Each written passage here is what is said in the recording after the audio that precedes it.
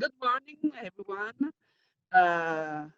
Welcome to our first interregional training seminar of Craft Code project, and thank you for the participation. I am Lucia De Siervo, Director of Economic Development and Tourism Department of the Municipality of Florence, and I am the project coordinator of Craft Code. And on the behalf of the Municipality of Florence, I wish you a very faithful event. Craft Code project has been financed in the fourth call of the Interreg Europe program that began in August 2019. We met each other for our first time together in Florence in November 2019. And now we are in a total different dimension, and we are virtually meeting and networking and sharing knowledge and expertise. Artistic craftsmanship is an entrepreneurial sector with unique characteristics: product, company dimension, cultural and social content. So, the sector needs specific policies and tailored actions. Craft Code project aims to enhance the competitiveness of craft SMEs. We will work with stakeholders to identify the barriers to SMEs working in craft sector and in relation to the accessing financial, professional, and developmental supports.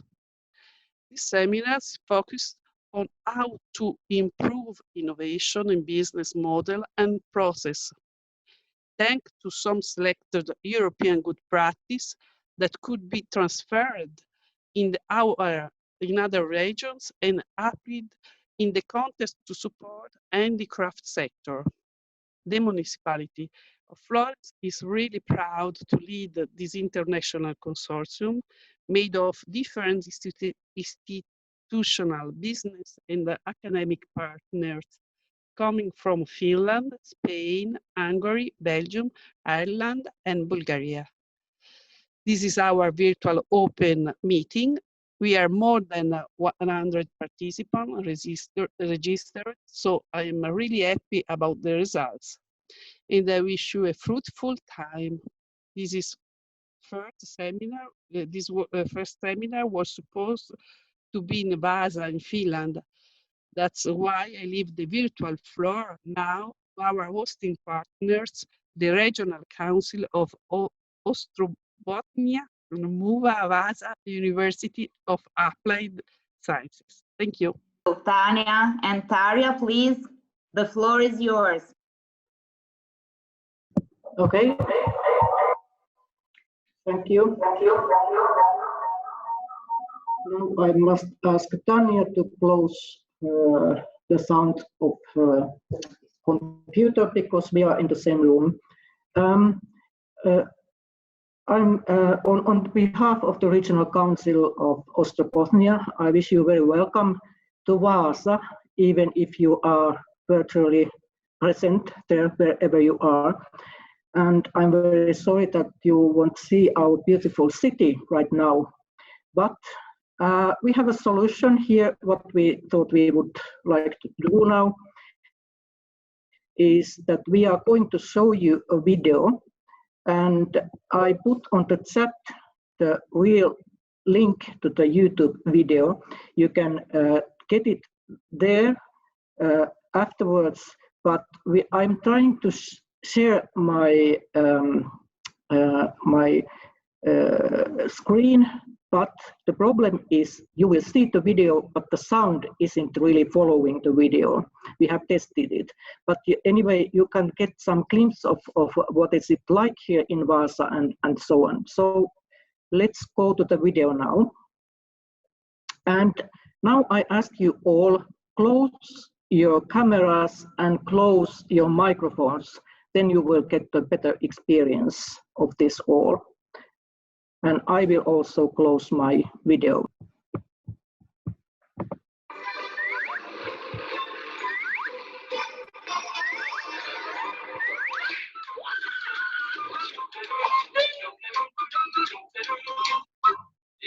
Hei, minä olen Saara.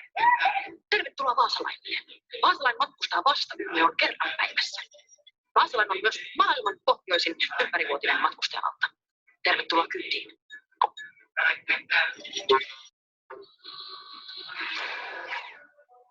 Ainakin 100 eri maasta on asukkaita.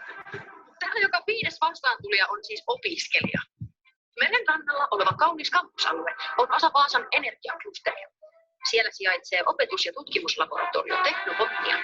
Tänne on myös rakentumassa toinenkin labra, yliopiston oma BEBIC. There are over 140 energy industry companies in Vaasa region. Many of them are leaders in the Scandinavian energy technology. The total annual business turnover of the energy technology is approximately 4.4 billion euros. Currently, 11,000 employees work in this industry. That's 25% of the total energy sector manpower in Finland. Så vad tycker du om det? Vaasa Archipelago, here I come! If you ever want to take a boat in Vaasa Archipelago, just take a boat. Founded in 1976, they made 2,500 boats. These boats is used by the Russian fleet. Hungary is the famous type of the bridge.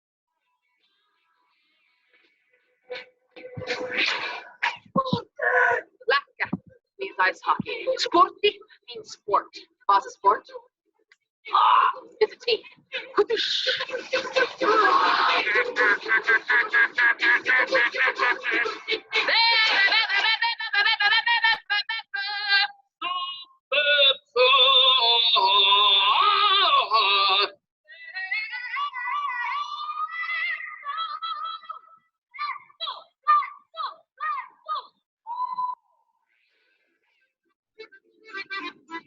Maanpinta nousee täällä niin hurjaa vauhtia, että uutta maata tulee 4 kilometrin vuodessa. Siis se on yhtä paljon kuin 80 Vaasan toria. Unescohan oli sitä mieltä, että tämä saaristo on ihan maailmanperinnön arvoinen. So, here we are at the Vaasa airport. Everyday direct flights to Helsinki and Stockholm.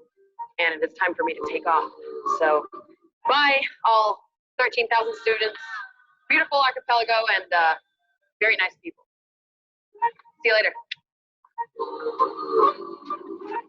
Bye.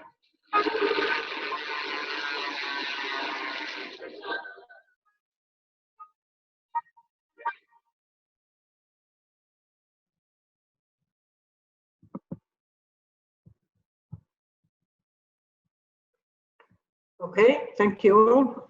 I hope you got some idea what is the city of Vaasa like. And now I'm going to, sorry, just a minute.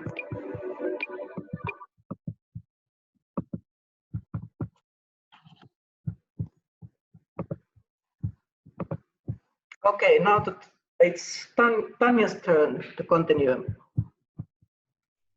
Good morning on my behalf as well. So I am from another organization which is called Western Finland Design Center, which is nowadays a part of Vaasa University of Applied Sciences. And because we are a design unit and organization, we are very fond of handicraft, because otherwise design could not exist if it wasn't for the handicraft. It would have been lovely to have you all here, but as we know, we just cannot travel yet, and therefore I still appreciate a lot that you're taking part in the meeting virtually. It's not the easiest thing, but the main thing is that we all keep it safe and healthy, and also our families and loved ones. So with those words, I would like to welcome you again, and let's start. One more thing. I'm trying to admit people as much as I can.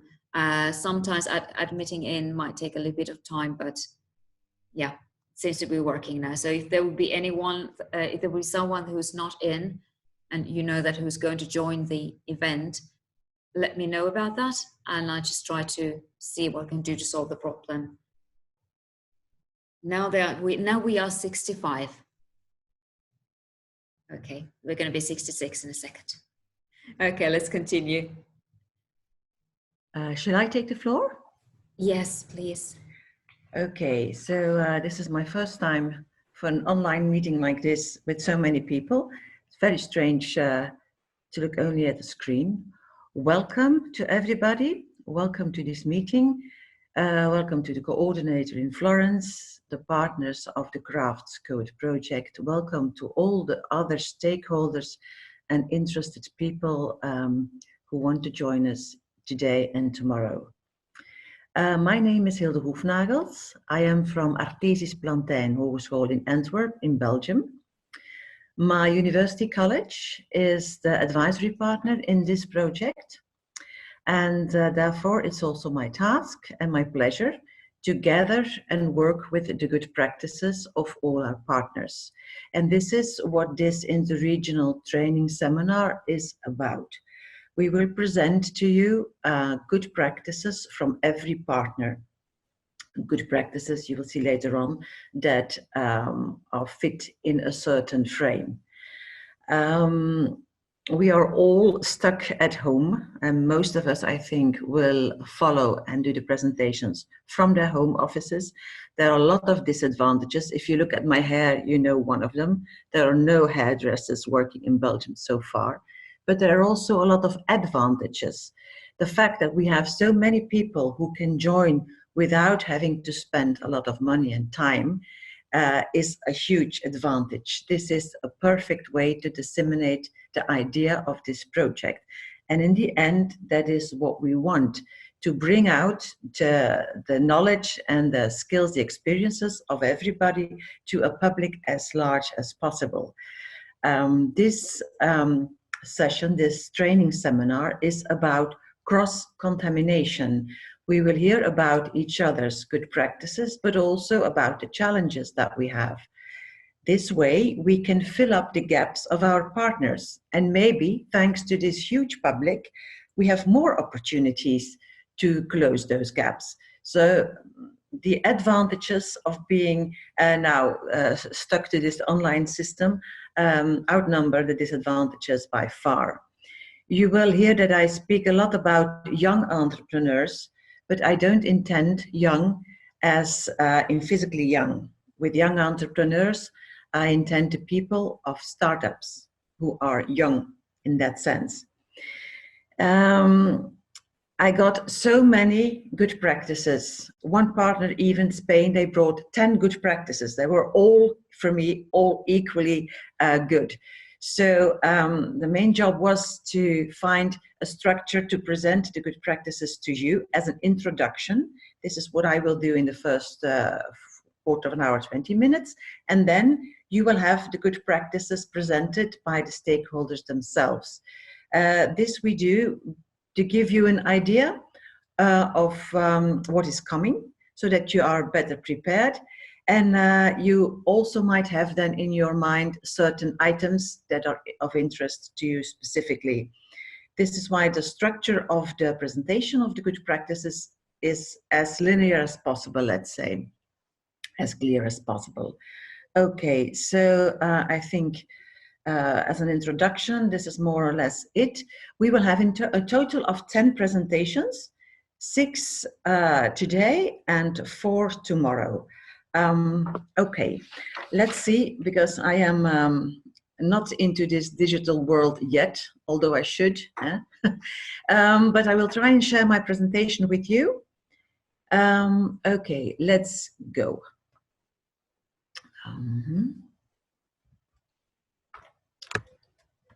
Okay, so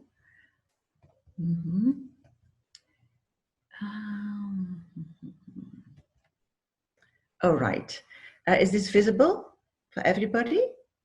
Can somebody make a sign? Okay, it's visible. So here we go. As I told you, this cross-contamination is what we are looking at today. We want to learn by sharing. We will go through the 4 actions of the CRAFTS Code project, and we will look into the system, how we selected these good practices.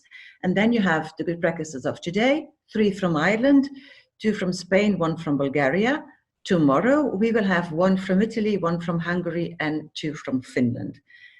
Oh, right. So this Crafts Code project has mainly 4 actions around which it will evolve.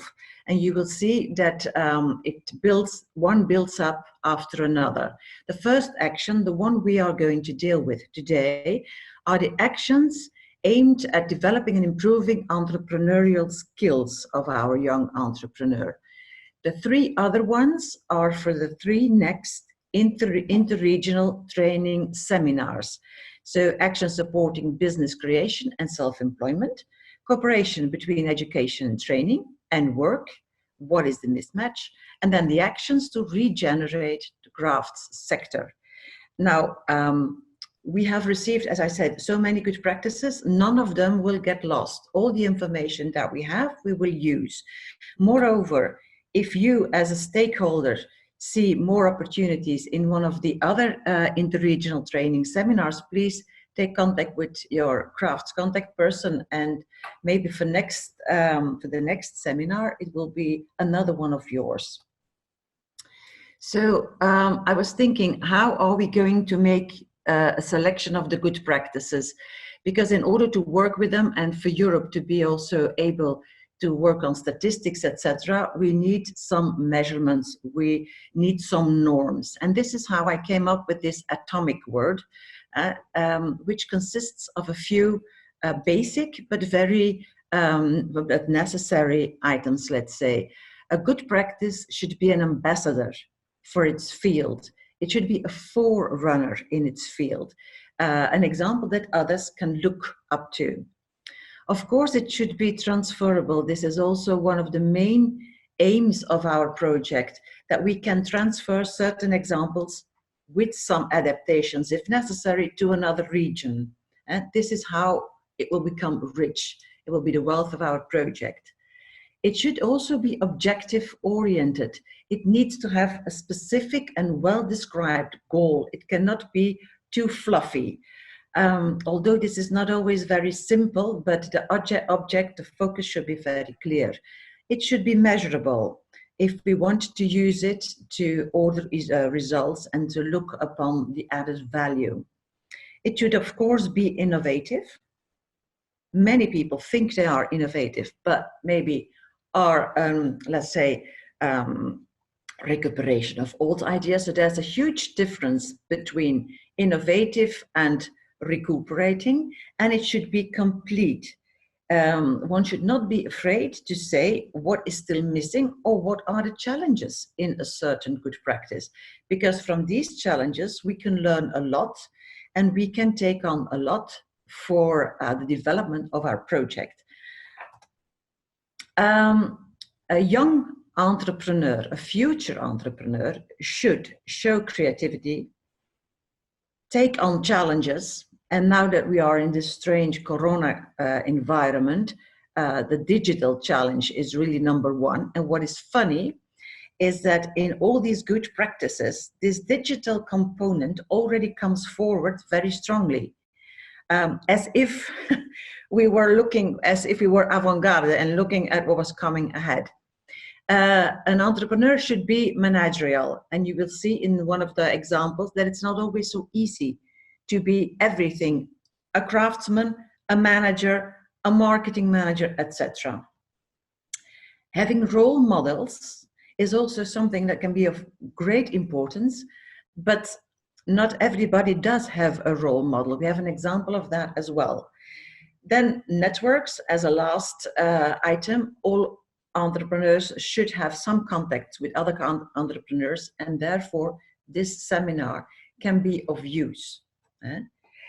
I will start now presenting the good practices per country. The structure that I used for the good practices is basically this. We have a title, then we have a very short one-line description. I start from the keywords given by the stakeholders themselves, and then we go through stakeholders, beneficiaries, and challenges. Is this sound better now for everybody, or are there still people with problems, Shona? Do you see still people who are? A lot of people are finding it a lot better. So just one okay, comment was just to make sure if everyone else mutes their microphone and turns off their video. But Okay. Hilda, a lot better. Thank you. Thank you. If something goes wrong, you just interrupt me, yeah? Okay, we will listen first to the good practices of Ireland, of the Design and Crafts Council in Ireland. They will actually bring 3 examples because their Optimise program, the one that they will present, is an initiative of 3 combined organizations within Design and Crafts Council of Ireland. The keywords that were given for this good practice are innovation, SME growth, e-commerce, and mentoring. Innovation. This program is developed to bring Irish craft to a global audience. They especially focus on online working, on digitalization. They want to empower these SMEs, helping them to be present online. Too many young entrepreneurs aren't online yet, and this is one of the matters of attention. Now, the mentoring system of Optimise, which we will listen to later, is a kind of assistance which will be offered throughout the whole procedure. The stakeholders are thus a large global audience, and the beneficiaries are everybody who is involved in the Irish innovative crafts business. The challenge, however, is to combine these crafts entrepreneurs and digitalization. I have to stress once again that thanks to or due to the corona crisis, a lot of entrepreneurs have found themselves facing this problem of digitalization. And in these 2 months that have passed, many of them have gotten very acquainted with it and have become very good at it. So maybe it's already something like an old idea, this digitalization, but it's very actual today. As I told you, we have 2 examples for Spain. The first one is Misui. Misui is a private company, a private jewelry productive company that has implemented a new and innovative business model, and they have also a lot of success with them. For them, the keywords are authorship, artistic value, and profession. You immediately feel that they are working with a high-end product. So the authorship of the jeweler, will remain visible even if working within a broader context. And the luxury that is promoted by Misui is something that derives from the idea and how this idea is expressed. These both things give a very luxurious feeling. The brand acts as a curator for the jeweler, so it still remains an individual brand. They work with technical solutions to solve the creative needs, functionality and portability, even if being a very luxurious brand is important. The production is local. Sustainability and honesty are 2 other main characteristics of this Misui brand. The stakeholders and beneficiaries here are authors, the retailers, and the customers. And the challenge is how to combine jewelry distribution, how it was in the past, and how it should be in the future. How to combine the traditional distribution with the new ideas. But we will hear all about that later during the presentation. A second good practice of Spain is Artesanía No Prato. Sorry for my bad Spanish. What is it? It's a public initiative that combines gastronomy, design and crafts, and they have a positive result, although the combination is not too easy, let's say. Their keywords were excellence, synergy, and then gastronomy and crafts. So excellence because the hospitality sector demands high-end products if they want to sell it. The synergy is new, of course, between crafts and hospitality, but this shows innovation. Gastronomy and crafts, they both promote the synergy. The stakeholders and beneficiaries in this example, of course, are the craft sector and then the chefs and the hospitality sector. The challenge is to realize the crafts pieces for the hospitality sector, because they have to be of high quality, high standards. They have to be sustainable. They have to be high resistant and easy manageable. Where can they store them, etc. So this is a fairly innovative and new view on this synergy between two separate fields, let's say, between the gastronomy and the crafts. We will also listen today to the example of Bulgaria. Bulgaria brought a good practice, which is very particular and therefore excellent for this exercise. It's a completely independent business cycle that goes from manufacturing the raw clay until the finished product. So it is material, machinery, marketing, all with one entrepreneur.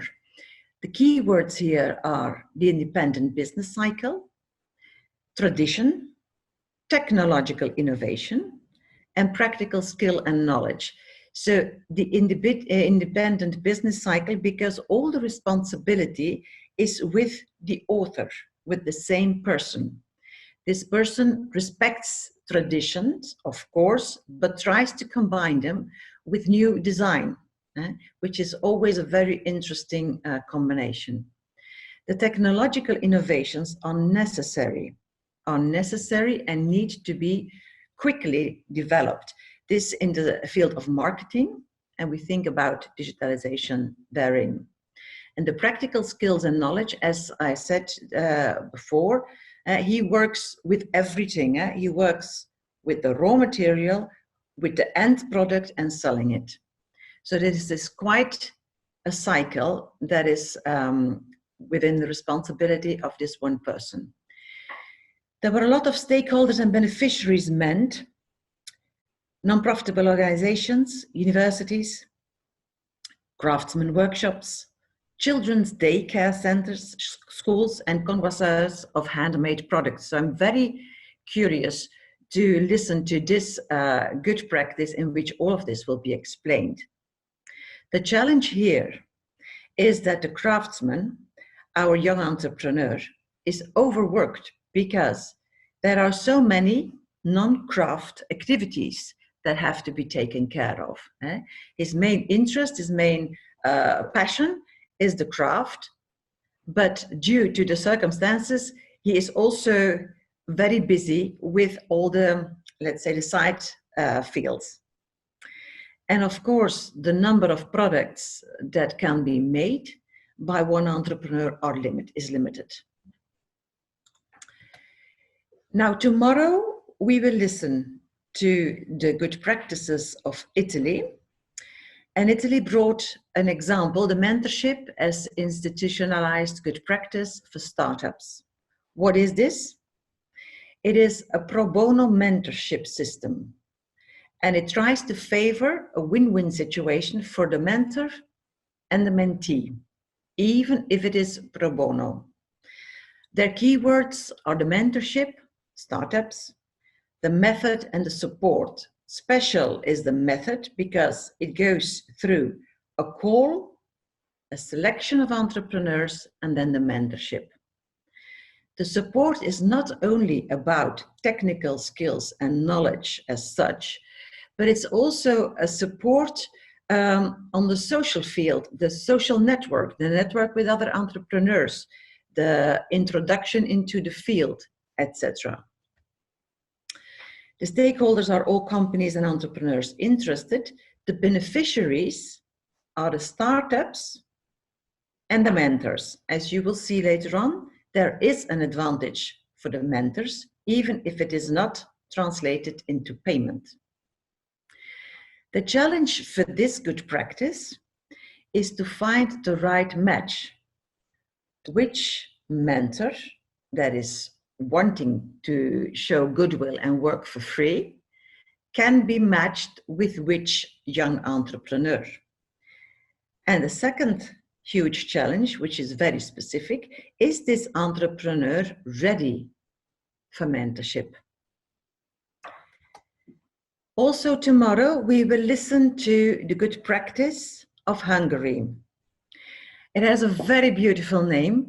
The good practice is called the Poppy Bulb Mentor Program. Its name alone already raises our attention. It is an innovative business development method that was tailored for female craft entrepreneurs. Now, this is interesting. Some of the other examples are also about female entrepreneurs. Being a woman myself, I must say, I find this extra interesting. The keywords here are the incubation, online marketing, crafts, and female entrepreneurs. Incubation, this program foresees free and paid courses online. They say, we don't own the social media, we try to use them. So they work on this online marketing system and on digitalization.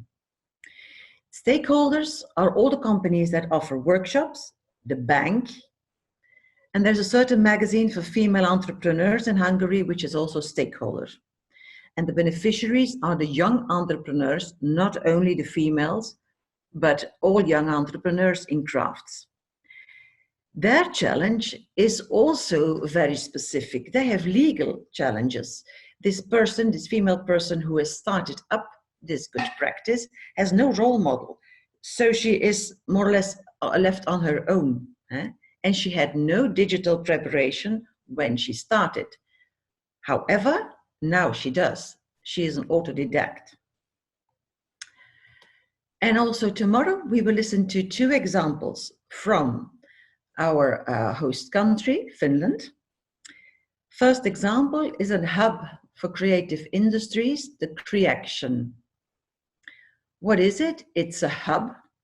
It is working with real needs and out of the box thinking. It is working with people from the field. Their keywords are the collaboration, open innovation, new business opportunities, and a community. Their stakeholders are both the creative and cultural sector, financiers, and educational institutions. Beneficiaries are young entrepreneurs. Their challenge is to find real-life study cases with which they work. They work with these to set better examples for young entrepreneurs. But they also have to fight the prejudices from the other sectors who speak about the creative sector as, I'm not saying inferior, but as different, let's say. And how do they bridge the 2 worlds together? And the second example from Finland is very particular and therefore very, very intriguing. It is about the Kvarken World Heritage Site, if I pronounce it well. So what is it? It's the Kvarken shop business, which is established by 8 independent craftspeople within this World Heritage Site. Their keywords are the cultural heritage, handicraft, and innovation. So UNESCO World Heritage Site, I think we all know what it is. Cultural heritage is linked to that and extremely interesting as a good practice example. The handicraft, these independent craftspeople, they sell their own made products. They are innovative because they want to deliver high quality, but they do not want any interference of retail business. And how are they managing this problem or this item, let's say?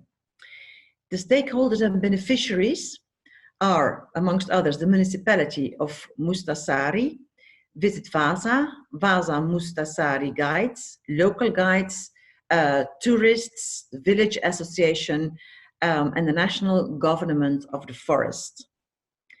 Challenges here are very particular. being so remoted physically, they have, for instance, problems with getting electricity and water. Secondly, they want to react to the needs of the customer, the needs of their tourist, but they are not equipped, for instance, to receive huge waves of tourists to the heritage site. So these challenges are very particular and unique, I think, also within this good practices group.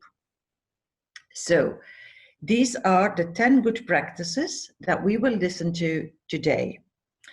Now, if there are any questions, I think, Tanya, we will deal with them now.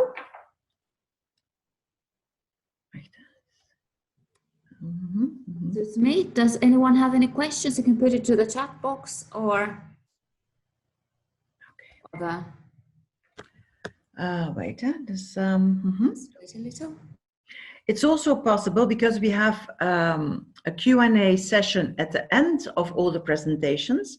You can also keep your questions or remarks for then, because maybe some of them will be answered during the presentations of the good practices.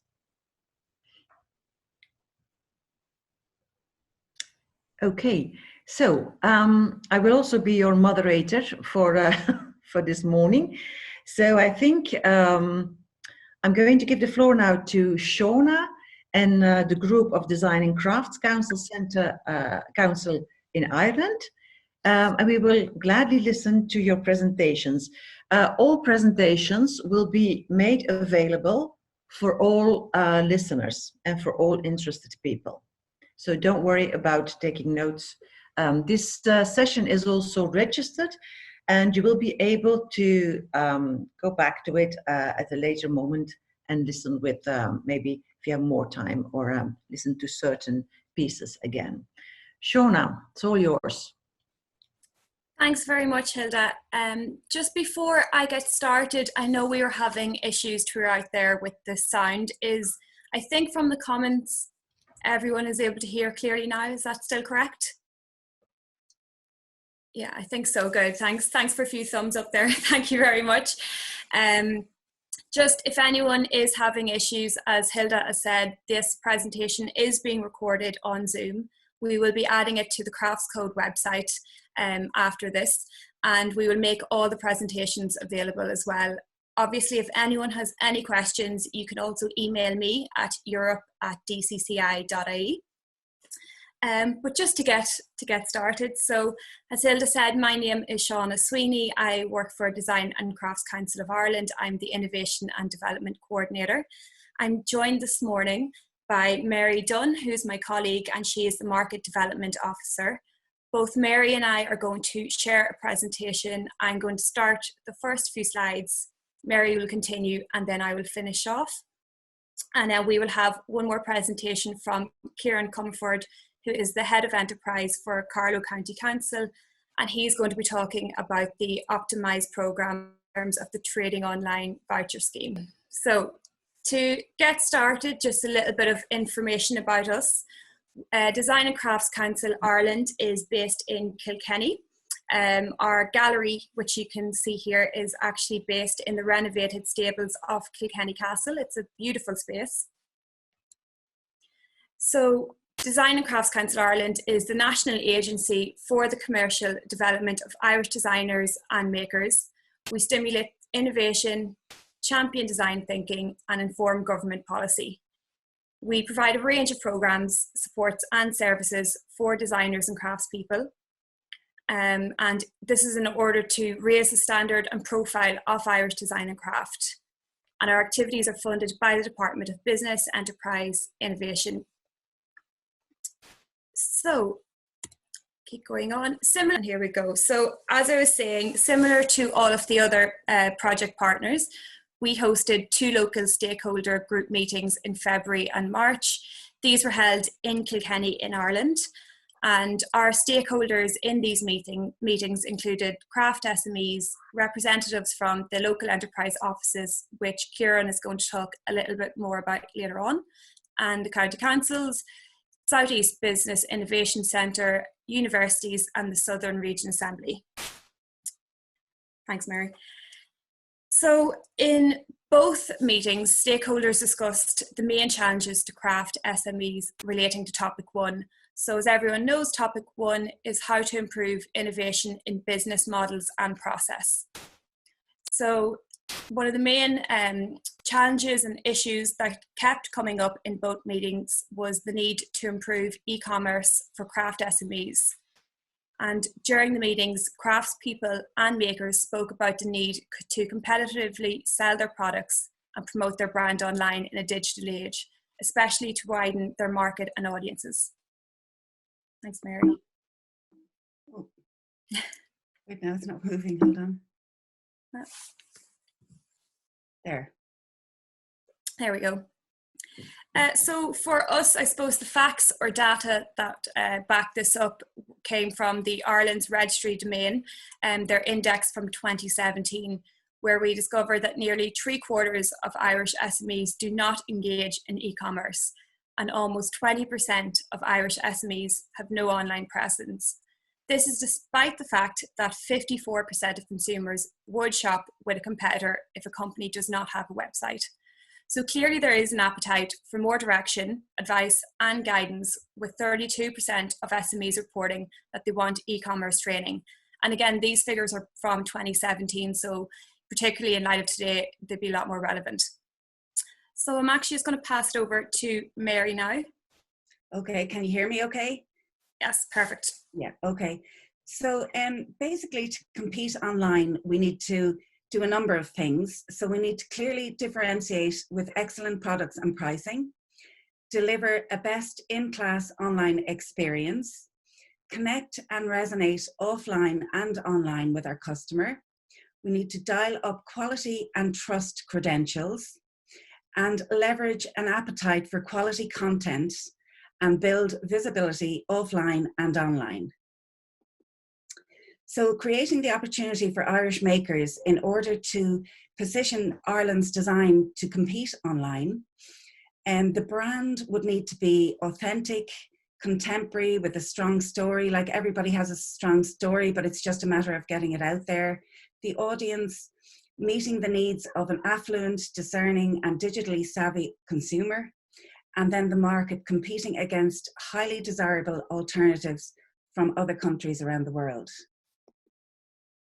So the challenges of online from our clients, as you know, they're all small craft businesses who are very, very busy with the making of their own work. So they're actually not sure what to do because a lot of them wouldn't be technically savvy.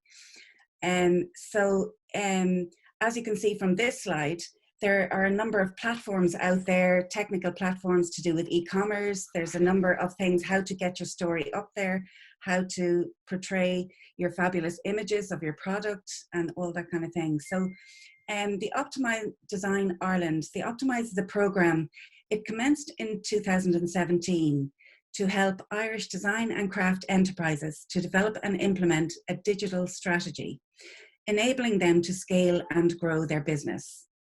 The program is a partnership between the IE Domain Registry, the Design and Crafts Council of Ireland, and the local enterprise offices. The ambition of this program is to bring Irish design and craft to a global online audience. Online sales growth means more opportunity for brands to sell direct and to win margin. So this program assists design-led Irish brands to grow their e-commerce sales by bringing together expertise across the digital, enterprise and design sectors to understand and scope the required changes to their activities and plans, and to prepare themselves to make the investments and to access funding streams to implement the changes. There are 5 stages of this Optimise program, 5 key phases. So they're led by one or more of each of the partners. So the first stage is the selection of the companies, those companies who would like to partake in the Optimise program. The next is the digital audit and report. So the digital report is the key element of this program, and it's led by the Ireland's Domain Registry and with the help of Matrix Internet. So basically, they a report is done up, and it's done up in a simple format, and it's broken down into key components to make it easy for the craft maker to understand, and there's recommendations from it. The third phase is the one-to-one mentoring in all the different key areas by expert mentors who would help on the different areas, the recommendations that lead from the audit report. There's also some photography that can take place, up to 5 images of product photography for the website. So this is led by the Design and Crafts Council of Ireland and the LEOs. Then there's the implementation, which includes getting funding or putting some investment into this, which is the Trading Online Voucher Scheme led by the LEOs, which Kieran, our colleague, will touch on in a little while. And then the follow-up post-implementation to see results and see how they get on. So the brands are selected and scored on the audit report on the different things like design and new product development, product quality and commercial pricing, marketing and presentation, motivation to building a business that makes in Ireland, and export potential. So the impact that this programme has had so far, research that was carried out in 2017 and 2018 of the clients that have engaged with this Optimise programme shows that their online sales have increased by an average of 41% since their commencement with this programme. There are also other changes that they've implemented, and simple changes such as their content or social media that they have found to have had a huge impact on their sales. So there was a few case studies done, and one of the success stories is Leodon Aiken Knitwear, and there's a little video now that we can play for you. So Sean, I'm not sure, is the link on this? Hold on. Shauna was going to play it. I can see, yeah, it should be there, but I can try and play it otherwise. Hold on, I'll see, can I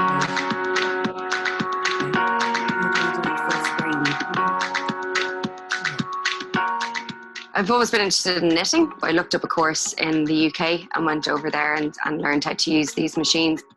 I got an email from one of the people from the Crafts Council. We're doing this program and you're eligible to do it. So I was like, well, yeah, amazing. This sounds great, you know, because I knew they were going to look at everything I'd done so far and give me advice. But it's all the behind the scene things, like maybe not having enough of a story about me out there, which is always something that you struggle with. So the report, it goes through, you know, each category that you're being looked at. So, you know, presentation, your social media, search engine optimization, and it gives you a grade and a marking of each one. And then it goes through each point telling you what you've scored well on and what you're lacking in and what needs to be looked at.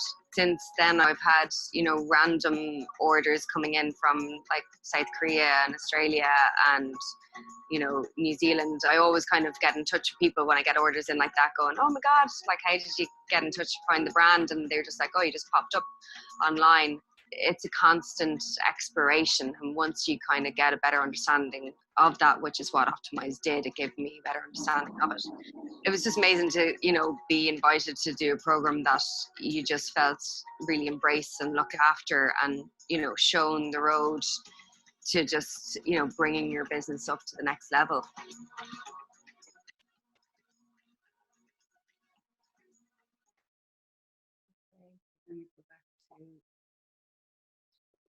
Okay, so I'll hand you back over to Shauna, who will continue on this presentation. Thanks, Mary. Can everyone hopefully can still hear me? I could hear Mary perfectly, so I'll keep going unless anyone lets me know.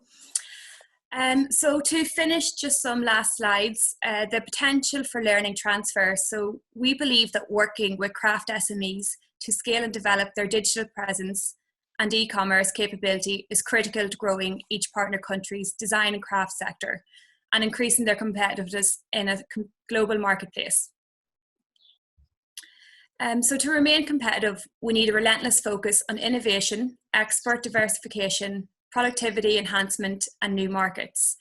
So broadening our enterprise and export base is key to ensuring our economy is resilient and adaptable.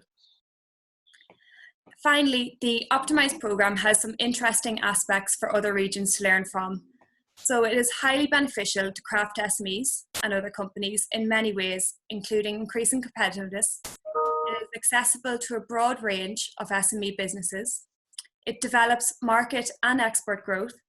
It develops online presence and awareness of craft products and their value. It opens new markets and customers, creates a personalized relationship with customers to enable repeat business.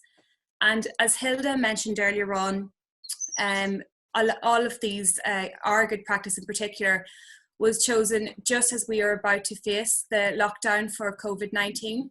So realistically, we had no idea what we were going into, like many partners, as Hilda was mentioning, but we feel like this program is particularly relevant in light of COVID-19 and that e-commerce sales are more important than ever. So yeah, thanks Hilda. So that's all from myself and Mary. Thanks very much, Mary, for your presentation. I'm going to hand it over to Kieran now, unless anyone has any questions. If you do, please put them into the chat. I haven't seen any questions so far. Okay. I think that people maybe will gather them for the end session, the Q&A after all the presentations. Thank you very much so far, girls. It was great listening to you, and you had this magic word resilient, which we all can use these days. Thanks everyone. And as I said, the presentations are all going to be available on the Crafts Code website and on our social media platforms as well. So you can follow us on Crafts Code on Facebook, Twitter and Instagram. Thanks everyone. Thank you. Shona, is Kieran going to send a presentation still? Kieran is here. So Kieran, are you okay? Are you able to access your screen okay? Yeah, I'm just sharing the screen now, 1 sec. Fantastic. Sounds good. So we'll hand it over to him.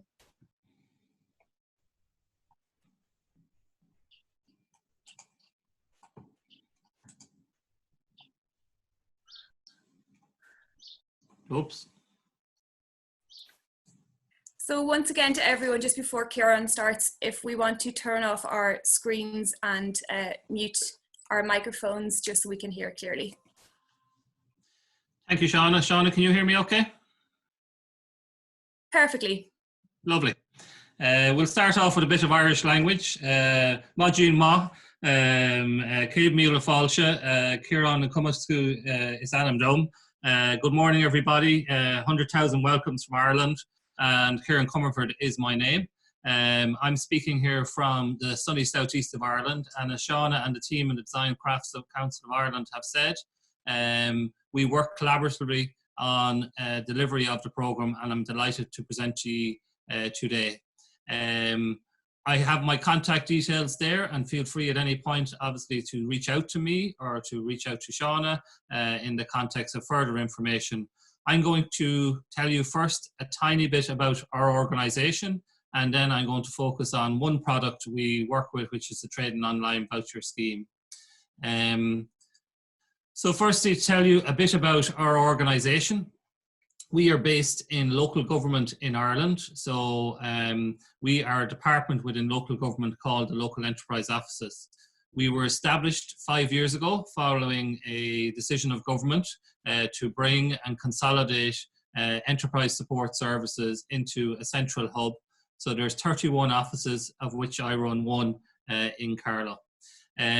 The purpose of the office is to be a coordinating support for micro enterprises to provide a variety of supports, and also for medium and scaling enterprises to provide a gateway to other supports.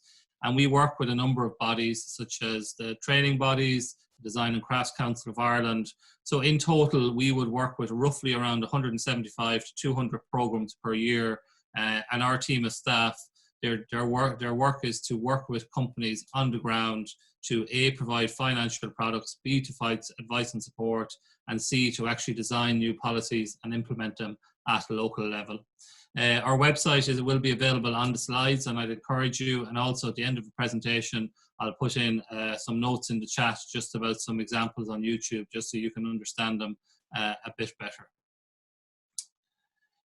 Our policies from the point of view of what we are trying to achieve, it's to drive the development of local enterprises, putting local businesses at the heart of job creation, especially with a challenge like COVID-19. Our offices have been significantly enhanced from the point of view of reactive services to support companies. Just to give you an idea what that's like on the ground in Ireland, in the last month, we've done the same amount of meetings that we do in 6 months with companies. Our team has done, and we have a variety of new products from government, and it's our job to A, give information, and B, also to provide financial support to companies. Secondly, it's about supporting startups. So if you have a business idea in Ireland, you're encouraged to come to your local enterprise office as your first port of call. And it's our job to help you to self-evaluate that business idea and also to put you on the right roadmap from the point of view of supporting it to start. To support job creation through financial and non-financial, we are supported under ERDF funding, working with the regional assemblies. We also manage the European Enterprise Network on behalf of Donegal County Council in this area. We also are involved in a number of Interreg projects ourselves. So it's our job to increase the job potential through using the tools from national government, local government, and European government at the one time. To increase innovation and exporting are two key words in our line of work. It's really about finding innovative businesses that will scale.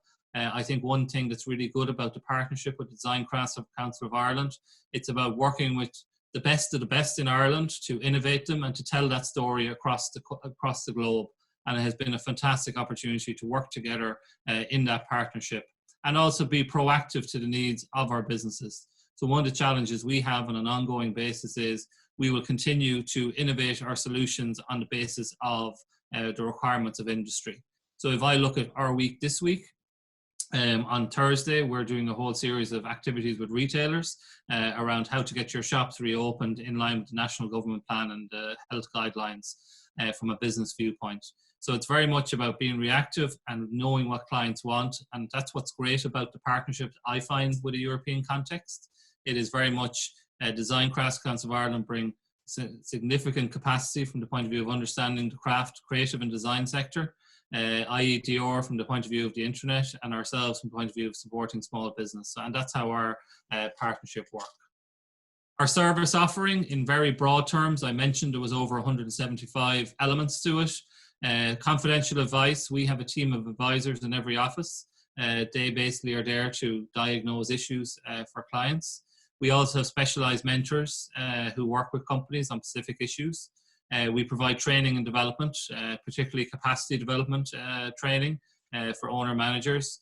We work with a sister agency called Enterprise Ireland. Enterprise Ireland are for scaling companies who want to focus on exports. So once we identify a company, we will move them to Enterprise Ireland. We give advice on government services. We give advice on local authority services. We also do training services and microfinance loan fund, which is a European fund. We also manage that at the local level. It's a very long presentation to tell you all about our offices. So at the end of the presentation, I'll flick in a link and some video case studies of our clients. And feel free, as I said, it's all part of the European experience is asking questions. So feel free to reach out to me individually or collectively or through LinkedIn, and we can discuss any things you want to do. As Sean and Mary said, one of the things we want to focus on today is the Trading Online Voucher Scheme. This scheme has been revised because of COVID-19. A bit like Sean, this presentation, because of what COVID-19 is, the response to it is very different. But I'm going to talk through the product and how it works. I'm going to talk through how it fits into an overall support environment. And then we can take any questions you have afterwards. So the Trading Online Voucher Scheme, it offers small companies with less than 10 staff up to €2,500. And because of COVID-19, that's at a 90% funding rate. So the company only has to put in 10% of funding themselves. It's an initiative funded under the National Digital Strategy by the Department of Communications, Climate Action and Environment. So in Ireland, our offices, one of the things about it is we work with multiple government departments at the one time. So our primary department is the Department of Enterprise and Innovation, but we work in partnership with another department in the context of this scheme whose function is around the National Digital Strategy. It's very much designed to support small business online. Irish consumers spend, and again, up to €850,000 per hour online, 24 hours a day. and over 70% of it goes overseas. And we also recognize that the companies that remain offline are missing out on opportunities from the point of view of the digital economy. And I suppose that was the foundation of why the scheme was established. We deliver the scheme through the 31 offices across Ireland, and it's match fund to €2,500 to eligible businesses. And I'll go through some of the things about eligible businesses now. So the scheme is open to small businesses that are have a limited or no online trading presence and have no more than 10 staff and a turnover of less than 2 million. This is actually, there's 2 schemes in Ireland. There is another scheme for companies with greater than 10, but we want to really focus on, there was lots of research done by IEDR around the fact that small companies weren't online, and if they were online, they had a limited presence. So they were using free tools and using other tools, but really weren't telling their story and having the impact. So the other issue is we wanted to get companies that have got past the startup phase. So we only work with companies that are more than 6 months trading, because they have to have their boots on the ground and point of view of the logistics we find in our experiences. And finally, they have to be located in the area of which we operate. There's 31 areas, 31 local government areas in Ireland. And basically each of us look after our own administrative area. So in Carlow, we have around 2,200 companies who operate here. So the scale of our size of a Leo is very different depending where we are. What can you use the voucher for? The voucher is a grant. We use the word voucher because grant is sometimes misinterpreted. We very much want them to kind of use it as a collateral towards buying online tools. So IT consultation, as part of the journey for a trading online voucher, they do attend training. So they do get a briefing and mentoring, and also as part of the Optimise program, they get advice about how to get the most from it. They can develop or upgrade their website. They have to look at online payments and a booking system. So one of the things we insist as part of the scheme is we don't grant out brochure websites. They have to be able to trade online at the result of it. And trading is either online payments or a booking system. They have to be able to purchase of internet-related software, so they can do that. And also we allow, one of the things we recognize is we had an older scheme which was just towards the cost of websites, but also online advertising has to be feature of it. We will allow up to 20% of costs towards that. So if you're doing your website, we recognize that there's a launch process which will involve maybe buying social media advertising or other advertising. So basically we will support that as part of your application. So that's for IT consultation. The next thing people can use it for is to develop an app. So they might be an organization that already has a website that already has a very good trading online presence, but hasn't developed an application. We have a very small amount of funding applications in this area, but they are eligible. So they can implement a digital marketing strategy. They can do training and support to develop and manage their online trading activity. And again, they can do photography as well. One of the things through the Optimise program, which is essential, and we're seeing more and more, is a picture tells 1,000 words. And it's really important that companies of all scales have really good photography that tells their individual story. So I know as part of the program, we've had clients on it. It is very much around telling your story through picture, through image, because when people go on a website, they will spend a few minutes looking at the images or kind of very few seconds. And that's what will make them stay and the stickiness of the website. So it is, again, subject to limits. We will allow for quality photography as part of it. There is things we don't allow. One is, as I mentioned earlier, a pure brochure website. A brochure website for us, yes, it's there, but there's no way of interacting with it. So our focus is getting to people trade online. So we won't grant out a brochure website. There is some companies in our experience who look at the scheme and just want a brochure website, and that's fine. And we have training courses for those individuals, or we can guide them to some of the free tools that are available online. The purchase of non-internet related software, we have a number of people asking us to buy software that's associated with their service, or anything other than e-commerce trading activities. So anything else in the context of what it cannot be used for. The other thing is, what else do you need to know in the context of it, and the application process, and how do we manage it? So in our offices, we have a suite of financial products. This is one of the financial products. So we have an application form. I'll give the application forms and materials to Shauna so she can share them with the wider group. So the application form, you have to attend a seminar to fill in the application form and to be advised on it. The seminar is now delivered online.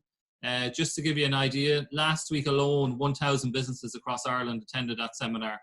So a significant number of people are attending those seminars now. We're running them on a national basis now as opposed to a local basis because of COVID-19. And within that application form, we basically want to gather, have you an understanding of your digital journey? We will actually support people where applications are weak. So if you don't have enough understanding of the digital journey, and one of the things about the Optimise program, it is very much about supporting that digital journey and developing it. You must get the grant approved before you spend any money. We don't allow for your own time in the grant. We have some grants in Ireland where you are allowed to claim your own time, but in this grant you're not. You must get quotes for your project works. So under European rules, public procurement, we comply with that. And the evaluation process is a scoring process. So basically, if an application reaches a certain score, it is awarded the grant. Once they get the grant, they have 6 or 9 months, depending on when it's awarded, the type of grant, to draw it down from the local agency. And they will work with a local advisor to help them through the process. So we will approve it. We will give them feedback on the approval, and also we will guide them through the drawdown process. Just to give you some stats, from the vouchers we had approved up until a period recently, and this has rapidly changed. So we've approved 4,923 vouchers nationally. Of them, 21% of those companies had a significant increase in sales. 84% have an increase in customer inquiries. 73% say sales have new customers online. 1.4 new staff for every application. So for every application, these are all small or micro businesses. There's been an average of 1.4 additional jobs created. 3 out of 5 companies have started to export as a result of the program. So again, they're opening up the international boundaries to them in the context of doing it.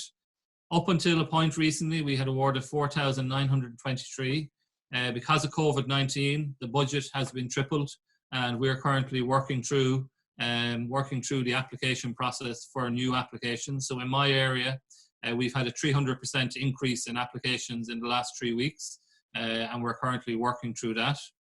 11,500 people have attended information sessions, and nearly 15,000 people have went to traded outside of the information sessions as well. So as I said, that's a snapshot of our element of the partnership in the context of this working with Design Crafts Council of Ireland and the EIR. And I'm very happy to answer any questions you have, or as I said, if you want to, I can respond to you individually. I'll paste some information into the chat box now as well. So thank you very much for listening, and I'll take any questions. Thanks, Shauna. Thank you, Kieran. So a couple of people have been putting it into the chat just if they're looking for further information. So I have put in DCCI's email there, which is my direct email. So that is europe@dcci.ie. So if anyone is looking for more information on the Optimise programme, please do get in touch. I'm very happy to share any links. As Kieran said, he will send me information on the application form. And thanks very much, Kieran, for your presentation. It's really interesting to hear how the programme is evolving in terms of COVID-19. Mm-hmm. I'm here. There you are. If you want, I can make a small introduction. Okay, so are the 2 presentations following one after another? Yes, that's Shall right. we do that? Okay, thank you. Okay. I'm going out, so I leave the floor to you. All right? Okay, thank you very much, Hilde. Yes, so Fundesarte is the partner in the Crafts Code project for Spain. And as Ireland, we had also our stakeholder meeting in the month of February, and we gathered together more than 12 people, and we had an interesting exchange on the level of innovative business models that we found all around Spain. And as Hilde said before, there was one partner that sent a lot of good practices, and that was us. We sent more than 10, and we have still some practices that we didn't send out, but we are still working on it. And yeah, that we had so many good practices that we had to choose 2 for this interregional seminar, and these 2 are very different. One is a private one, from a private company, and one is from a public institution. And we thought that together with our European partners, that this could complement all the other good practices that are going to be presented today and tomorrow. And I think I'm going to give the floor to Marc Monzó, who is the one who is going to present about our first good practices that is from Misui. So go on, Marc. Hello, thank you. Can you hear me well? Yes. Yeah, okay. So I'm going to try to share a file. Here it is.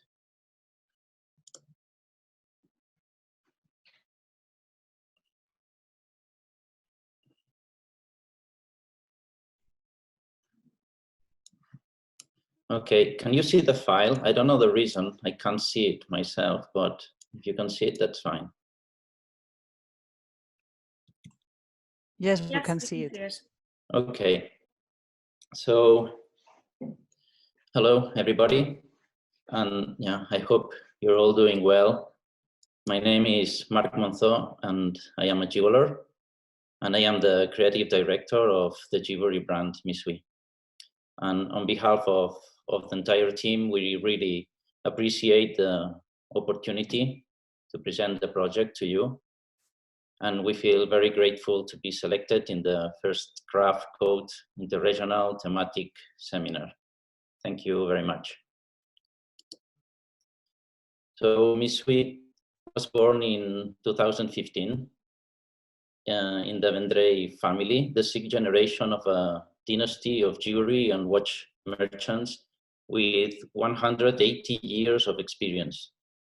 Faced with the growing challenge of marketing large luxury brands, the family decided to create their own jewelry brand. A brand that aims to face a challenge, innovate, and be faithful to its history. Therefore, the brand makes a double bet. In the first place, the designers of the brand propose a contemporary look on jewelry and luxury. And the second, the brand bets on talent and local production, thus sealing a commitment to Barcelona's long jewelry tradition. Misui proposes a new operating model. The brand acts as a curator for jewelers and develops its collections based on a commission from different designers with an international recognized artistic career. The creative direction of Misui selects its designers considering the connection and compatibility of the contributions they can make to the global personality of the brand. It also ensures that a dialogue is established between the new and existing collections, synergies that lead to a set that complements each other and at the same time offers variety according to both artistic and commercial criteria. The selected authors enjoy the freedom to create, and they have at their disposal the necessary materials and tools for their ideas to take shape in the highest quality standards. Each collection then constitutes a proposal, the materialization of an idea. Which are the benefits of this practice? On one hand,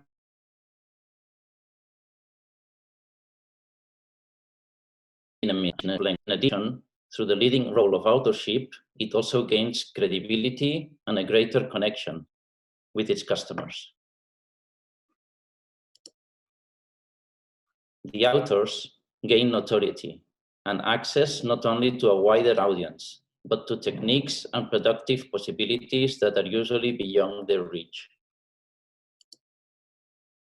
and the jewelry stores gain with this new proposal the excuse to reconnect with a society that is increasingly indifferent to the repetitive proposals of commercial jewelry. The Misui core target group is formed by professions or interest close to art or design, but does not necessarily have an interest in jewelry. This gives the brand the ability to access new consumers. And finally, customers acquire a piece that transcends fashions and trends. Misui works with artistic authors, accustomed to the unique piece and the limitations and familiarity of their own workshop, and introduce them to market production practices. This is challenging and necessarily involves learning for both the author and the workshop. The fact that the brand constantly makes new additions to creative team with new collaborations imply that this learning and some tensions occur. Another major challenge is the difficulty of fitting into the previous categories of the sector. Some galleries dedicated to authors do not accept the project because they feel it too close to a brand, while some traditional jewelry stores see the proposal as a rarity, and they doubt that they are able to communicate the peculiarities of the product. Finally, a proposal that commercially fits with a public disconnected from the sector is also a challenge, since traditional distribution is not the context in which is the best explained if Misui is displayed. The model proposed by Misui, in which authorship takes a leading role and the design has the same relevance as materials and execution, can be easily extrapolated to other initiatives within the sector itself, but also to other sectors. In fact, it is nothing new. It's a mode of operation very common in sectors such as luxury design furniture. The transfer of a working method from one sector to another generates disruption. However, in a controlled way, allow us to anticipate both the advantages and the possible difficulties that can be experienced. On the other hand, each territory presents different kinds of craft trades and workshops. Projects oriented to take advantage and to persevere this knowledge should be promoted and considered of high value. Thank you.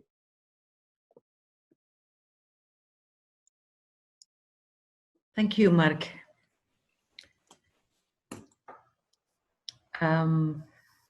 Yeah, there's Laura. Okay. Yeah. Sorry. Do you hear me well? Yeah. Yes. If okay. anyone has a question, I don't know if you want to do them now or leave it for afterwards. I see no questions so far, so maybe people are gathering them for the Q&A session afterwards. Okay, good. Thank you. Okay, I'm going to share my screen. Are you seeing it? Are you seeing my screen? Yeah. Yes? Yes, yes. Okay, because I don't see it. It happens the same with that happened to Mark. Okay, so I'm going to present another good practice from Spain. That's it's not ours, but I'm doing that on behalf of the Fundación Pública Artesanía de Galicia. It's the public foundation for crafts in Galicia. So I hope you are not too hungry, because I'm going to show you some very nice pictures of food, of traditional Spanish food. Okay, so Galicia is a region in the northwest of the Iberian Peninsula, located on the Atlantic coastline, so that you can have a picture of the geographical situation. Galicia is rich in culture and traditions. It has a great nature, and it's not very much populated. The project that we are going to present today is called Artesanía no Prato, which means crafts on the plate. Let's see. Okay. Artesanía no Prato brings together craftsmanship and gastronomy, which are fundamental part of the Galician culture, as well as a tourist appeal. Unifying both sectors, it aims to place Galicia at the epicenter of culinary and crafts excellence. I'm going to tell you a little bit of background of this project. The project Artesanía no Prato was launched in 2013 as part of the second edition of Corazón de Artesanía, Encuentro de la Artesanía Tradicional y Popular de Galicia, which is a crafts gathering that is held each year in July in a small town in the middle of the region, which was the natural crossroad in ancient times. The project aims to generate an interrelationship between crafts, design, and gastronomy, as you can see the nice pictures here. And all this is done under the brand of Artesanía de Galicia, that means crafts from Galicia. This project, I'm going to tell you about the objectives of this project. The main one is to introduce craftsmanship to outstanding chefs in Galicia so that they can become promoters of the synergies between the crafts and gastronomy. Also to focus on the value of bringing together craftsmanship and gastronomy. Another objective is to seed new collaborations in product design for nouvelle cuisine and review the traditional elements of our craftsmanship. They bet also on quality, innovation, design, and creativity in its broadest sense, and they want to encourage experiences with new supports and new materials. Another objective is to search for new market niches in the gastronomy and restaurant business, and as well attract new handicraft sectors. I'm really getting hungry with that. So the Fundación Pública Artesanía de Galicia, this Galician Crafts Foundation, acted as an agent between artisans and chefs for the incorporation of the Artesanía de Galicia brand in the restaurants, and they took part in different events linked to gastronomy as specific actions of promotion and symbiosis of both disciplines. In the following slides, I'm going to show you a summary of all them. They have been presented in several prizes. They have been also present in food fairs, also in international exhibitions, in cooking shows, in the regional TV as well, and in the national TV. They have been also presented in hospitality training centers, and also they engage every year in a pop-up store that is held in Madrid as well, where they do show cooking for the broader public. So in 2007, the Fundación Artesanía Galicia reinforced its commitment by holding the first professional conference called Artesanía no Prato in Santiago de Compostela. There, more than 30 craft workshops from different trades came into direct contact with professionals from the gastronomy sector. They could present their products there. This was a reference point for the collaboration between both sectors. The Artesanía Galicia brand was thus incorporated as a prestigious way to present the most avant-garde Galician cuisine. So here you see how the event was. You have the crafts and you have the chefs. I'm going to show you more pictures on that.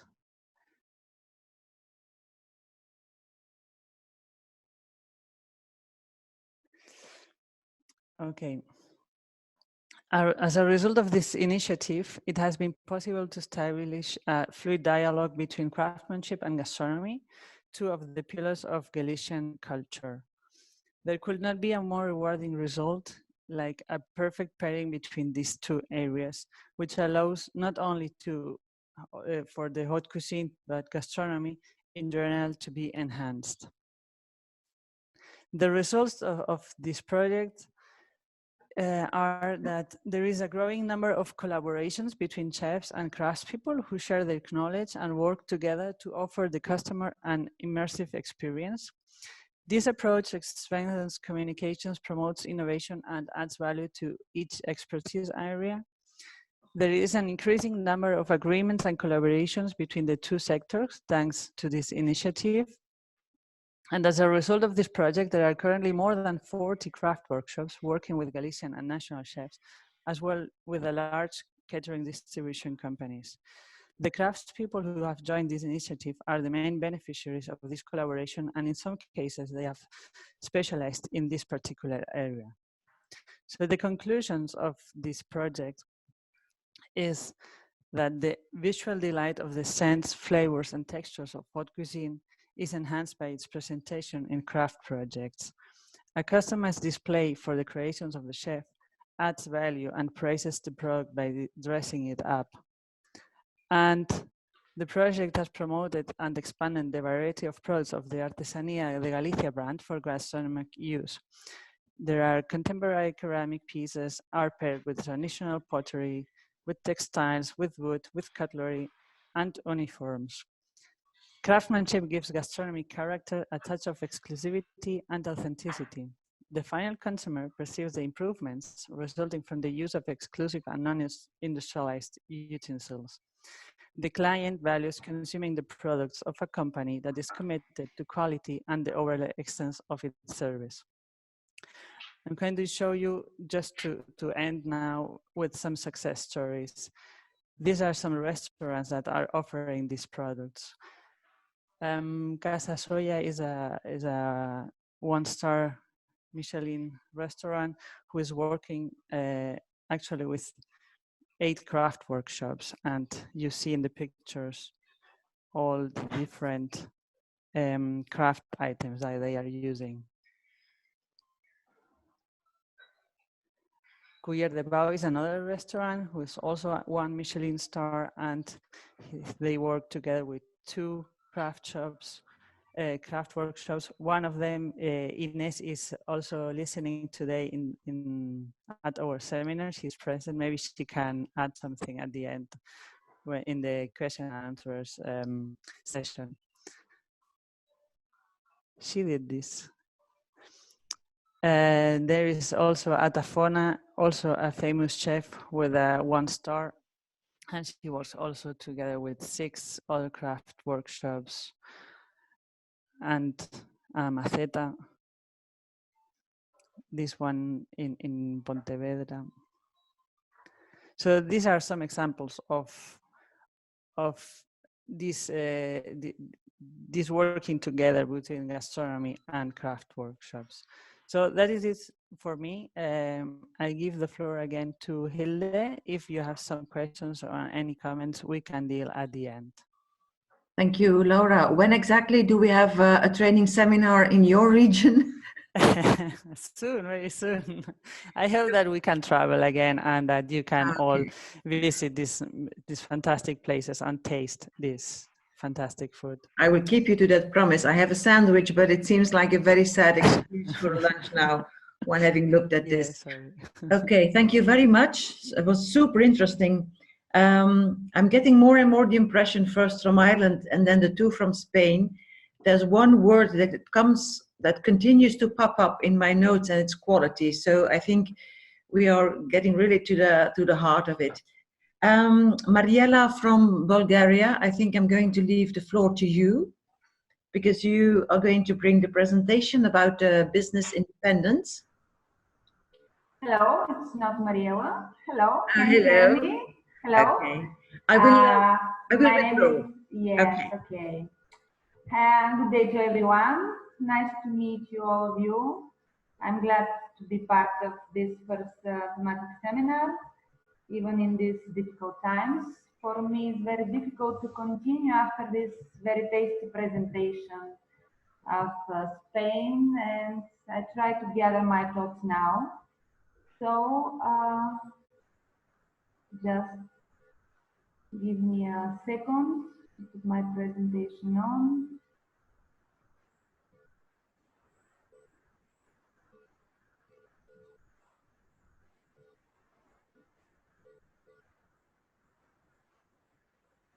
Just a moment, excuse me, I have a problem here. Okay, so can you see? Okay. My name is Velmira Kristova, and I'm expert in Regional Association of Municipalities Central Starofonina, Gabrovo, Bulgaria. The association actually is a membership-based organization gathering 15 municipalities from Bulgaria with a total population of 350,000 people. Since the establishment in 1997, the Regional Association has been active in supporting the local authorities. It advocates their interests and promotes the good governance at the local level. Recently, Central Starofonina has gained considerable experience in planning and implementation of European partnership projects funded by the structural funds and other donor programs like Interreg, Europe for Citizens, Youth in Action, non-state actors, and local authorities in development. Especially from 2008, CRAFTS are an important part of the Regional Association member identity. We recognize culture and creativity as a main driver for sustainable development. We support the craft sector by participating in European craft projects like InnoCrafts, RegioCrafts, AvantCrafts, Creative Growth, and etc. We are also coordinator of the European Artistic Craft Days in Bulgaria since 2015 and also co-organizer of the Glass Days in Bulgaria since 2016. For me, it's a pleasure to be part of this project as this craft code. And now I would like to present our good practice, which is part of the first topic, how to improve innovation in business model and process. We decided to name the good practice business independence. Some information about it, some general information. Master artisan Valentin Dimitrov from the Bulgarian town Elena protects his reputation by doing everything himself. He has organized a completely independent business cycle that starts from the raw clay manufacturing, continue with his own design, the manufacturing of the ceramic handwork on his own made pottery wheel, firing in his own creative ceramic furnace, and finally the market realization of the product through his own multilingual website. The implementation, how the things are happening, and Valentin Dimitrov combines in a unique way craft and design skills, technological and marketing knowledge, respect for traditions, and instinctive feel of the new reality, a willingness to share and coach. He manufactures his ceramic products from a clay with unique composition without any limestone, created by him for personal use only, creates his own potter's wheel with additional vacuum holding devices to secure the product in place, and this enables easier pottery decoration and attaching some additional elements to them. The innovation in the potter's wheel itself lies in the inverter motor, which is used to precisely regulate the revolutions. He also manufactures furnaces for firing ceramic himself. They are very important, economical, and energy saving due to the use of high quality bricks and fasteners made of stainless steel. He also manufactures furnaces for metal melting and glass heat treatment. Using fusing technique, the glass melting technique in furnaces in the temperature range up to 850 degrees, and also slumping technique, the technique that is used to shape the glass through molds. He uses his own multilingual website to sell his craft work. He sells furnaces mainly abroad in Northern Macedonia, Turkey and Greece, and the ceramic handicrafts, especially in Bulgaria. Organizes pottery courses, hand modeling pottery wheel techniques, and handmade decorating for adults and children. He conducts group and individual trainings and also provides an accommodation for students outside the town of Elena in his own guest house, which is also part of his independent business cycle. The main stakeholders and beneficiaries are the non-profitable organization, universities, craftsman workshops, children's daycare centers, schools, connoisseurs of handmade products. The main evidences of success are many individuals and galleries in Bulgaria and abroad own his ceramic handicrafts made by him using the graffiti technique. Also the unique historical, cultural and entertainment educational park that is here in Bulgaria near the city of Varna. He sold hundreds of furnaces and pottery wheels, and he also has been organized dozens of training courses for interested people, as I mentioned before. The most important is that he preserved his own business identity for more than 30 years without any dissatisfied customers in his work experience. And this is the main reason he considers good cost-benefit ratio. Of course, there are challenges, and the main he encountered and that he trusts only his own knowledge and expertise, and therefore he has created a completely independent business cycle. Applying this model of work, the sole responsibility for the success of the business is borne by him, and that's why he is overworked with many and diverse activities, and that's why the handicrafts offered are limited in volume. What we can say about this good practice is that it is transferable, can be transferred to other European regions, and can serve and be useful as an inspiration for startup craft businesses by reducing, of course, some of the stages, the creation of raw material and equipment, ceramic furnace and potter's wheel, taking on personal responsibility through the self-realization of the other stages of the proposed business model is a great challenge, of course, but also a very good opportunity to create a more successful business. Thank you for your attention. If you have any questions, I'm here Thank you, for you. Velimira. Okay. It was very interesting. Yes, certainly an inspiration for other craftsmen, but not the easiest way, I think. Yes, it's not. If you do everything by yourself. Thank you very much. You're welcome.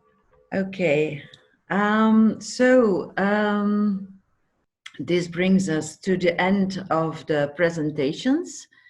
I'm quickly going through them, and then I will leave the time for Q&A. So today we listened to Ireland, to the Design and Crafts Council of Ireland and their 3 examples, which all consist of a system of support, of full support, I would say, because it is in various fields. There is the need in many Irish entrepreneurs, there's a need, but also the hunger to learn about digitalization, and certainly in this current context of COVID. And we also listened to Kieran, how quickly his organization had to answer to the new situation and the new frame that was caused by this pandemic. Then we listened to the 2 examples of Spain. The first one is a luxurious jewelry brand, which wants a contemporary look, local production, high respect for sustainability, etc. And then we listened and we also looked at the wonderful examples of Artesania no Prato, which spoke for themselves. So the combination of gastronomy and crafts and design, we could all look at it. I think it was very easy to understand what the message was. And the last example from Bulgaria, about our craftsman who does everything himself, from the material over the machinery which he developed himself, as well to the marketing online of his products in this kind of digitalization, this digital world that he has discovered all by himself. So these were the examples for today. I would like to ask if anybody has any questions whatsoever. Please make yourself clear, or either write it in the chat or put on your video and your microphone so that we can see you and listen to you.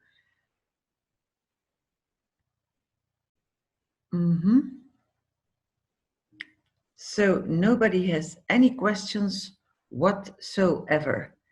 This is magnificent, eh? Okay. Okay, Maria Isabel, do you have a question? Yes, hello everybody. I'm Isabel, I'm from Spain, but I'm based in Belgium right now.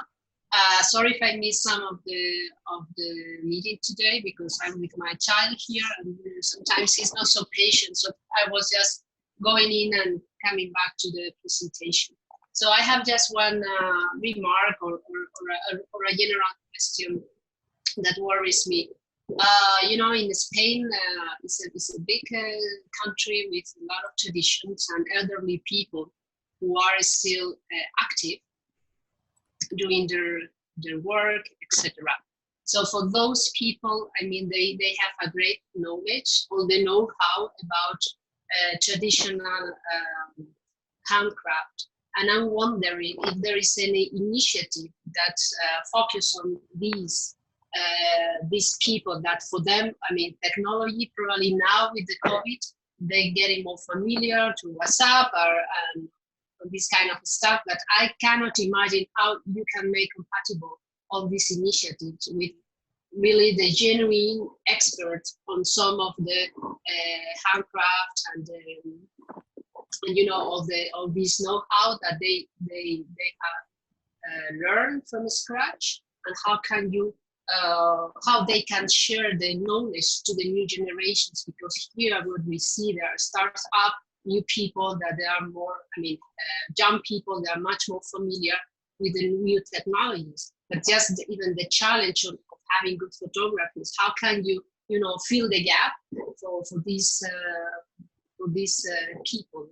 So that is my reflection or remark. Yeah, okay. Is this only for Spain or is this in general? Well, now I'm a kind of amateur in this sector. I'm learning about it, so I'm exploring my country, but I'm probably, you can share this or you can see this in other countries, I'm sure about it. I mean, the south of Europe, Southern Europe, in Italy, in Greece, and imagine also in Ireland, you have elderly people who work on this. So how can you transmit, or how they can transmit their knowledge to the new generations? It's very interesting. Is there anybody who wants to answer Maria Isabel's question? Somebody from Spain, maybe? I just can talk about what is going on in our region, in Catalonia, and yeah, probably Laura can explain with much more detail other kind of initiatives. But here in our area, there's an important institution, Artesania Catalunya, that connects designers to crafts that are still alive and are produced by older people. And they connect these young designers with a young vision of design and of the market. They connect it to these older people that they know very well the craft, and they build very good teams, and they they make fresh products and they can put them in the market. Yeah, and these people can keep working and keep the craft alive. It is certainly a very interesting topic, Maria Isabel, and I think we will speak about it amongst the partners in upcoming meetings, etc. And if you're interested, we can keep you posted on this. Mm-hmm. Okay, that would be great. Thank you. Yeah. Can I ask you, are you in CRAFTS yourself? Well, I'm learning now. I'm seeing a lot of opportunities on digital world. So I'm not a maker. I can compare myself with that, but I'm just start learning on this because I'm very interested to see what's going on, etc. Okay, let's keep in touch. Yes. Thank you very much for an interesting question. Anybody else? Questions, remarks? There are some questions to Mark here in the chat, actually. Okay. One was, let's go try to see what was there. I took photos of it, but of course then I lost it. Okay. One was, for instance, just a second. Just can't move the screen right there, you know, broke away. Oh dear. One was about the. Wait, there was I think that was, sorry, I have to go back there. To Mark, how many collections do you have per year? That was the first of the question. Misui, as a brand, it doesn't take out collections like in seasons, yes, like other brands. So it depends when we have a solid collection that we are really trusting it and we think that it makes sense, then we present it. These can represent maybe 3 collections a year, 1 year or another year, 4 collections, or maybe probably less. But we just present something when we really are totally convinced of what we're doing. Okay. Let me see, there was something else, some other question to you as well. Just need to get the scrolling system here working.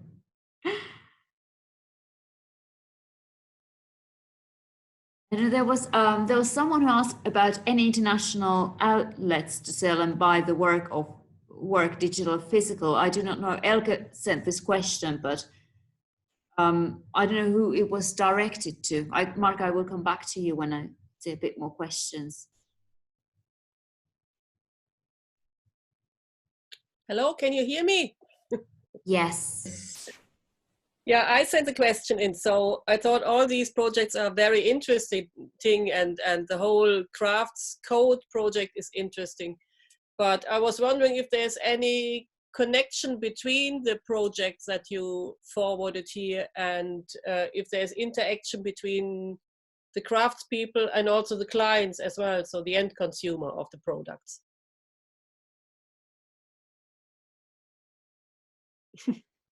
I'm sorry. Is there anybody who can help Elke directly with her question? Too difficult. Maybe too difficult. Maybe we save it for later. We can save it for later. Will you join us tomorrow as well, Elke? Yes, I'll try my best. Okay, so then maybe you will get already an answer in the next 4 presentations. It's still possible. If not, then I would like to encourage you to ask your question once again. I try my best.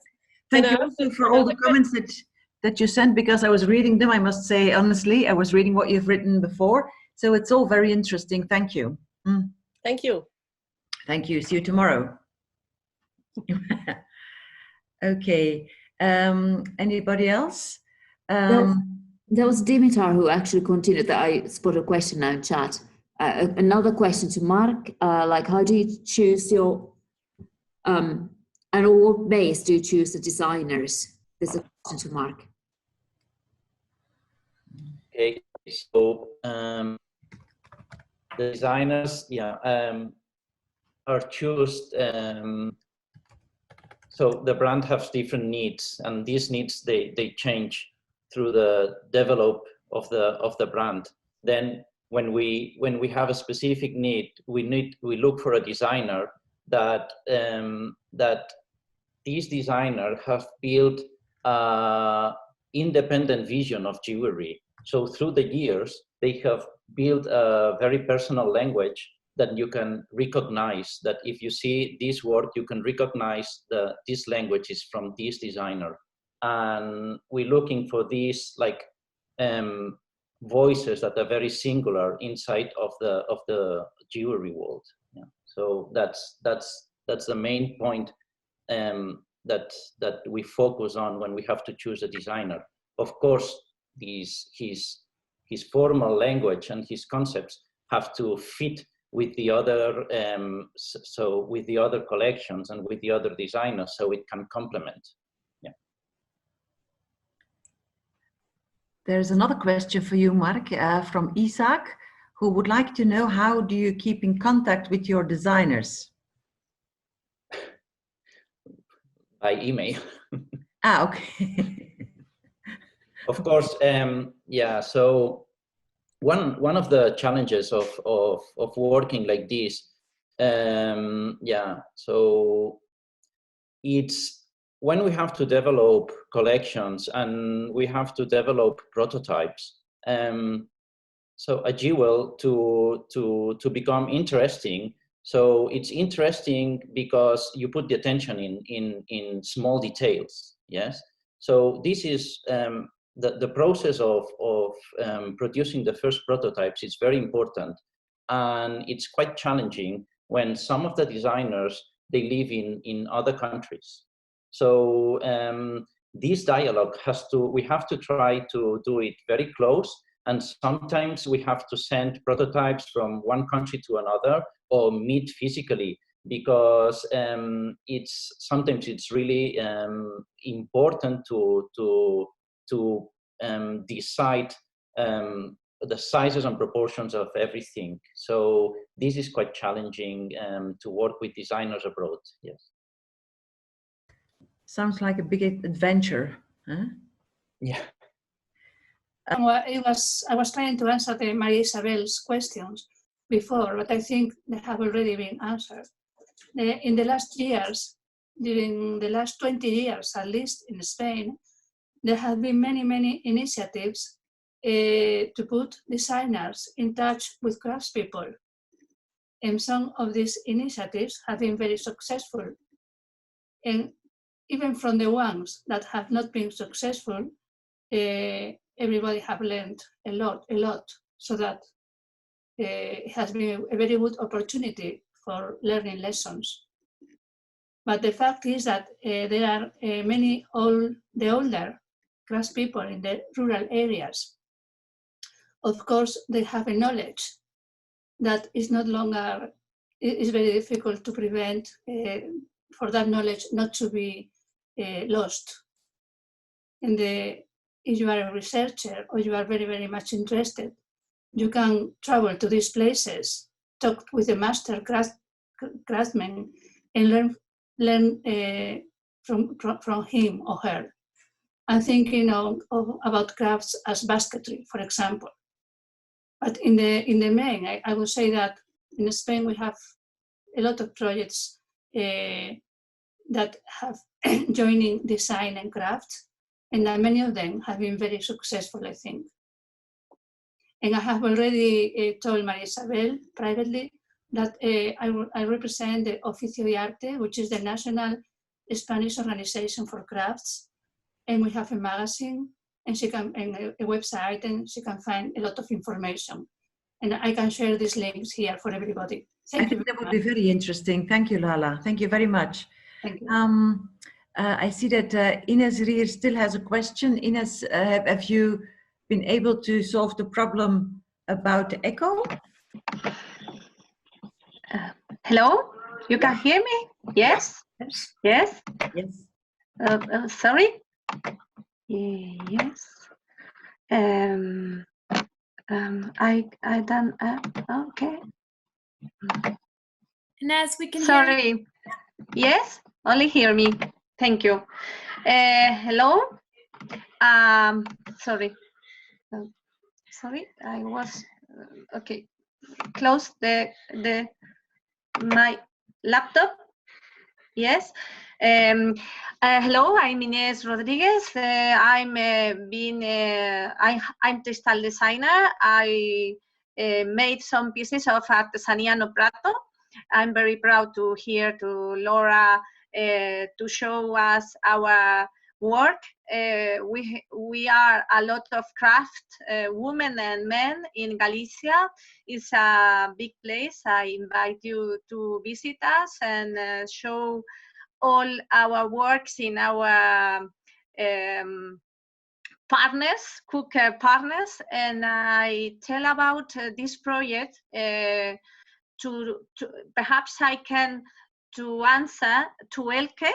I think she answered about the customers, and in our experience we connect with the cookers and we show the value our works for this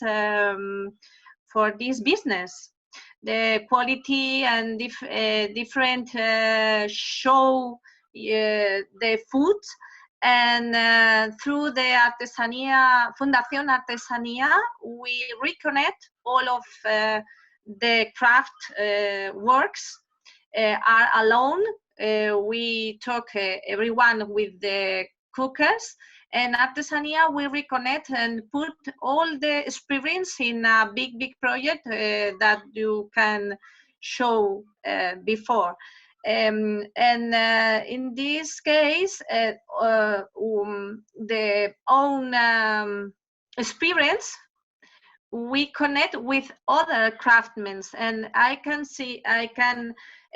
ask you, is necessary the craftsmen to be together to show our work, to connect with the public or the other business or companies? What do you think about this question?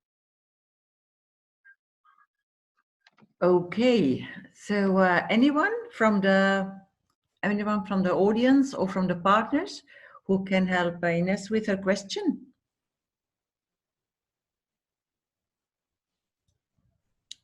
Maybe Laura, you have some idea?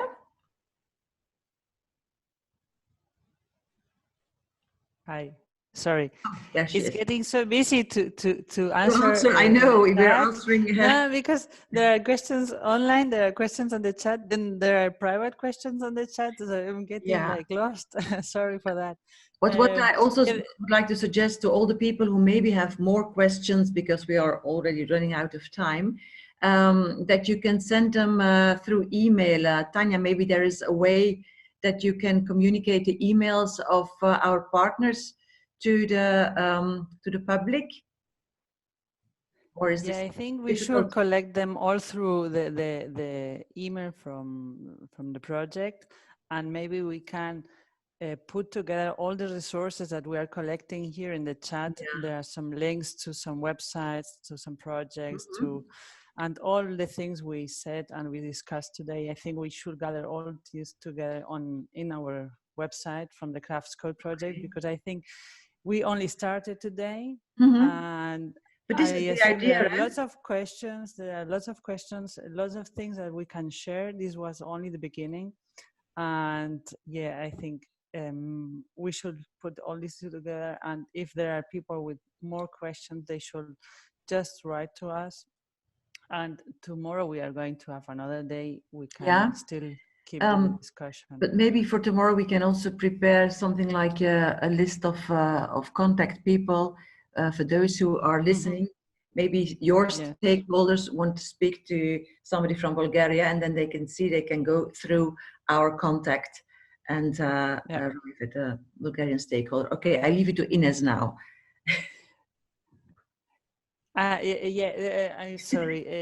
The question of Ines was if it's important to bring all the craftspeople together with the designers, or sorry, I got lost. if you can repeat it, Ines. I think you know our project with Artesaniano Plato.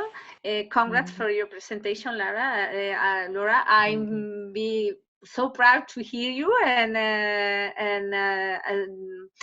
I can see all the work of all the craft colleagues inside of them, and we are thinking about is necessary the craft people to stay together to make more projects in collaboration like of us. Do you know we are together, or is not usually to make projects together of us, nor no designer, craft to craft, yeah. B2B. What do you think? Yeah, we had a study several years ago about the collaboration of different sectors, and we found out that it's very important to collaborate among craftspeople itself and among craftspeople and other sectors, because this is only enriching the product and the services they offer, and you reach much more people with that. So it's very important to collaborate also with your colleagues in the same area. Sometimes also to produce for if you have a big I don't know how to say that, if they ask you to do a big production, maybe if you do that together with other colleagues, you can answer to that call. I don't know, but it's very important that everyone collaborates. I think collaboration only has good things, but it's very important to establish the ways of collaboration, so that it's always on an equal level and basis. Okay. It's not that someone is like teaching the other one. So I'm here the important one because I know and you have to produce what I say. No, it has to be equal. It has to be always a dialogue. And I think it's always positive. And what Lala said, we had several projects in Spain where designers collaborated with craftspeople, and sometimes there were no results or no good results, but it was a good experience of learning, and that's very important. All these collaborations are always learning processes. Okay, I just got a message that Carlota has raised a hand. Carlota?